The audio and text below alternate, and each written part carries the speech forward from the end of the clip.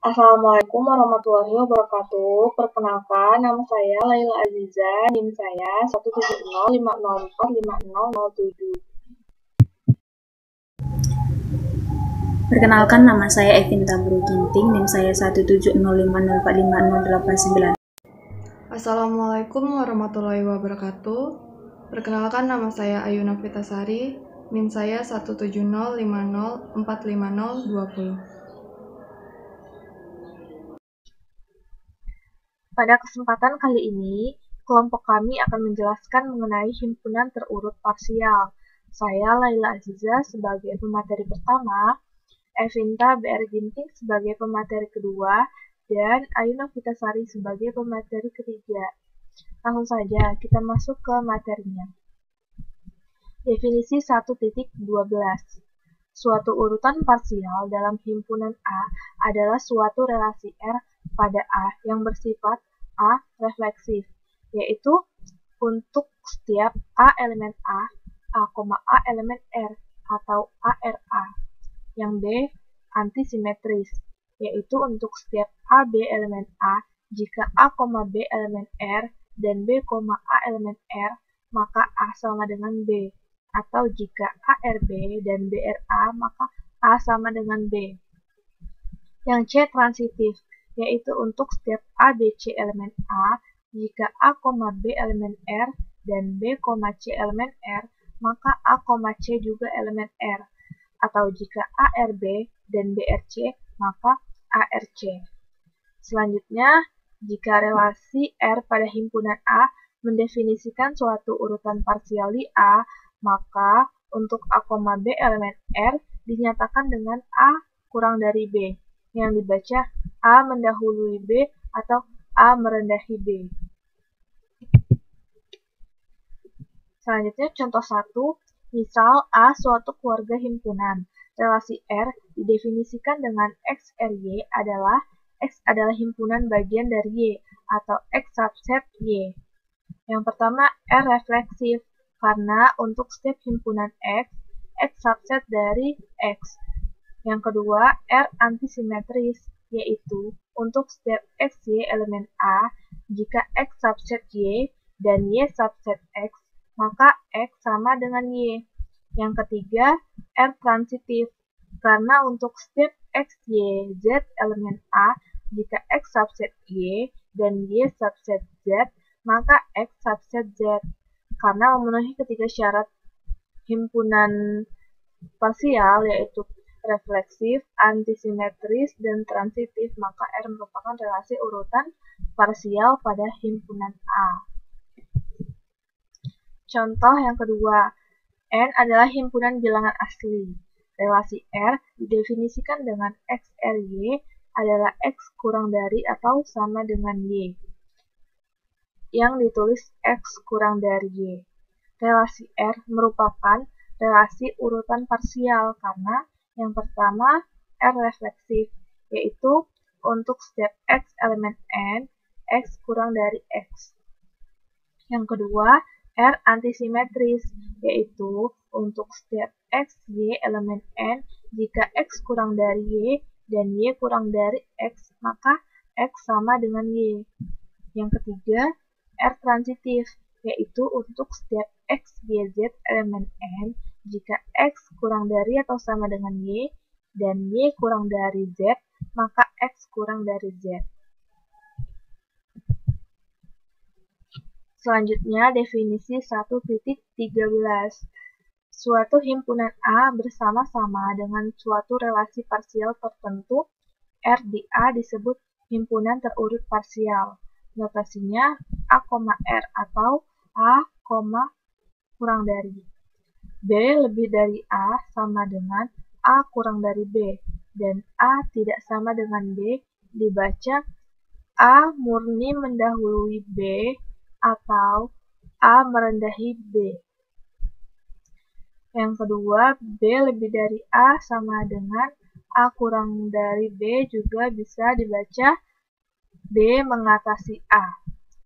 Yang ketiga, B lebih dari A sama dengan A kurang dari B bisa dibaca B murni mengatasi A. Selanjutnya kita berikan contoh. Contoh 1 yaitu himpunan P anggotanya A, B, C, D, E dengan urutan parsial sebagai berikut. Ini gambarnya. Ini dibacanya D murni mendahului B atau B murni mengatasi D. Jadi D kurang dari B atau B lebih dari D. Tetapi D juga mendahului B atau B mengatasi D.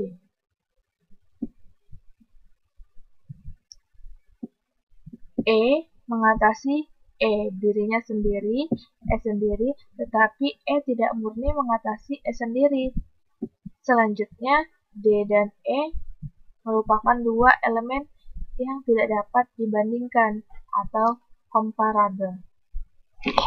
Jika suatu relasi R di A merupakan relasi reflektif, antisimetris, dan transitif, maka relasi inverse juga refleksif, antisimetris, dan transitif. Dengan kata lain, jika R mendefinisikan suatu urutan parsial di A, maka R inverse R juga mendefinisikan suatu urutan parsial di A yang disebut urutan inverse. Misalnya, diberikan contoh yang akan dilanjutkan oleh saudari Evinta. Kepada saudari Evinta dipersilahkan. Di sini saya akan melanjutkan materi selanjutnya, yaitu contoh kedua. Urutan inverse-nya R aksen dapat dinyatakan sebagai berikut. Terlihat bahwa R aksen yang disajikan dengan diagram tersebut merupakan suatu urutan parsial. Misal R suatu urutan parsial pada himpunan A, atau A, R, suatu himpunan berurutan parsial. Himpunan B merupakan himpunan bagian dari himpunan A, atau B aksen A. Urutan parsial R di A merupakan urutan parsial R aksen di B dengan cara seperti berikut. Misal A himpunan berurutan parsial. Elemen A himpunan dari A disebut elemen pertama dari A bila dan hanya bila semua anggota X himpunan A kurang dari X atau A mendahului setiap elemen di A. B, elemen B himpunan dari A disebut elemen terakhir dari A bila dan hanya bila semua anggota X himpunan A dan X kurang dari B atau B mengatasi setiap elemen di A. Contohnya bisa dilihat pada slide, yaitu contoh 1 dan contoh 2. Contoh 1 yaitu pada N himpunan bilangan asli dengan urutan natural atau kurang dari atau sama dengan 1 merupakan elemen pertama di N dan tidak ada elemen terakhirnya. Contoh kedua yaitu A adalah himpunan dari X di mana X lebih dari 0 kurang dari 1 dan X bilangan real berurut dengan X kurang dari Y. A tidak mempunyai elemen pertama dan tidak mempunyai elemen terakhir. Definisi 1.15 yaitu misal A himpunan terurut parsial A. Suatu elemen A himpunan A disebut elemen maksimal bila dan hanya bila jika A kurang dari X atau A mendahului X maka A sama dengan X, atau A elemen maksimal di A bila dan hanya bila tidak ada elemen di A yang murni mengatasi A. B yaitu suatu elemen B himpunan A disebut elemen minimal bila dan hanya bila jika X kurang dari atau B X mendahului B, maka B sama dengan X, atau B elemen minimal di A bila dan hanya bila tidak ada elemen di A yang murni mendahului B. Definisi 1.16. B merupakan himpunan bagian dari himpunan terurut parsial A. Elemen P merupakan anggota dari himpunan A disebut batas bawah dari B. Jika dan hanya jika semua X merupakan B, P kurang dari X dengan catatan P mendahului setiap elemen di B. Jika P batas bawah dan P mengatasi batas bawah dari B yang lain, maka P disebut batas bawah terbesar atau infimum dari B, yang dinotasikan dengan infimum B. Selanjutnya yang B, elemen Q merupakan A disebut batas atas dari B jika dan hanya jika semua X merupakan anggota B, X kurang dari Q, dengan catatan Q mengatasi setiap elemen di B. Jika Q batas atas dan Q mendahului batas atas dari B yang lain, maka Q disebut batas atas terkecil atau supremum dari B yang dinotasikan dengan supremum B. Tulisannya sub B. Baik, kita beralih ke contoh. Himpunan A anggotanya A, B, C, D, E, F, G. Lalu himpunan B anggotanya C, D, E. Himpunan bagian dari A terurut seperti pada diagram sebagai berikut. Elemen F merupakan batas bawah dari B. Lalu kita perhatikan elemen C merupakan batas atas dari B. Begitu juga dengan A dan B, juga merupakan batas atas dari B. Perhatikan bahwa batas bawah maupun batas atas dari himpunan B tidak harus merupakan elemen dari himpunan B, karena batas bawah dari B hanya F, maka F merupakan batas bawah terbesar dari B, atau infimum dari himpunan B, yaitu F. Batas atas dari B adalah C, A, dan B.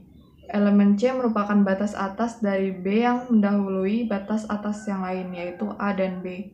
Jadi, C merupakan batas atas terkecil dari B atau supremum dari B. Selanjutnya, definisi 1.17.